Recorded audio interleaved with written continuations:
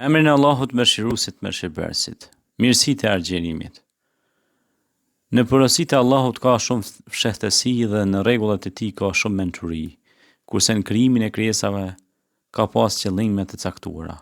Këto fshehtësi dhe qëllime arrin t'i kap mendja njerëzve, por ka të tjera që nuk do të arrijnë asnjëherë.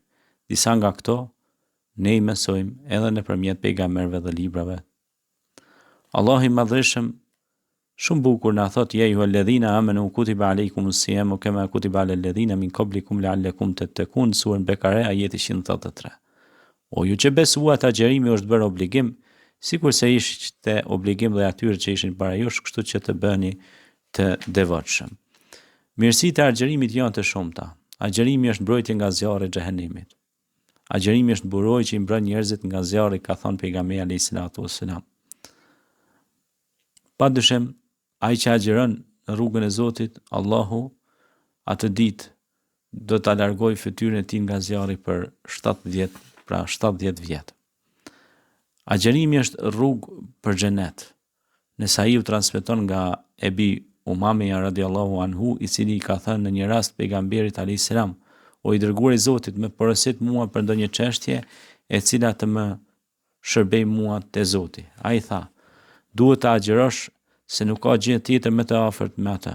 Pra sipas kësaj porosie, nuk ka veprim më të rëndësishëm se sa agjerimi që të afrojë njeriu me Zotin dhe ta ruajë atë nga dënimi i xhehenemit. Biles, pejgamberi alayhis salam na lajmëron se është një derë që quhet Rayyan, Babur Rayyan, e cila është e përgatitur ekskluzivisht në xhenet. Pra ka një derë që quhet Rayyan, e cila është përgatitur për agjeruesit. Agjerimi do të kërkojë mëshirë për atë që agjeron. Agjerimi dhe Kurani do të kërkojnë mëshirë për besimtarët ditën e Kiametit. Do të thotë agjerimi: o Zoti im, e kam ndaluar nga ushqimet dhe marrëdhëniet intime gjatë ditës, prandaj pranoje ndërmjetësimin tim për të. Dhe do të thotë Kurani: e kam penguar të flej gjatë natës, prandaj pranoje ndërmjetësimin tim. Do të thotë pejgamberi alayhis salam: do të bëjnë mëshirë për të.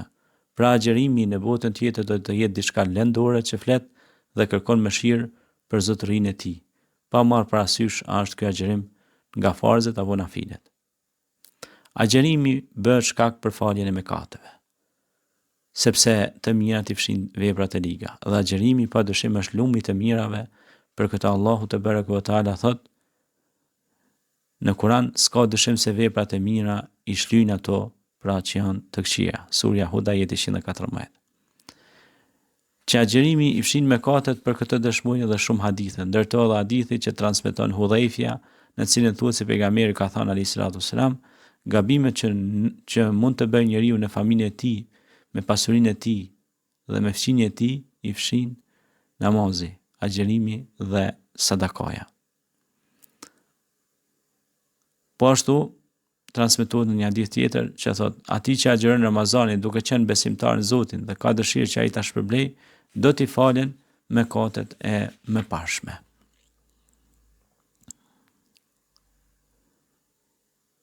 Padyshim pra, nëse ata largohen prej mëkateve të mëdha të cilat janë ndaluara, ne ju shtrijmë mëkatet e vogla dhe ju fusim në një vend të ndershëm në xhenet të bekuar. Agjerimi është shkak që sjell mirëqenie dhe kënaqësi në të dy botët.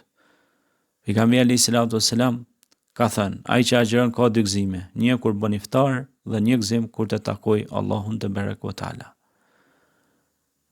Gëzimi që ka me rastin e iftarit është një shenjë e kënaqësisë që ndjen besimtari në dashurinë dhe respektin ndaj Allahut dhe zbatimit të porosive të tij. Dhe kjo është kënaqësia e vërtetë.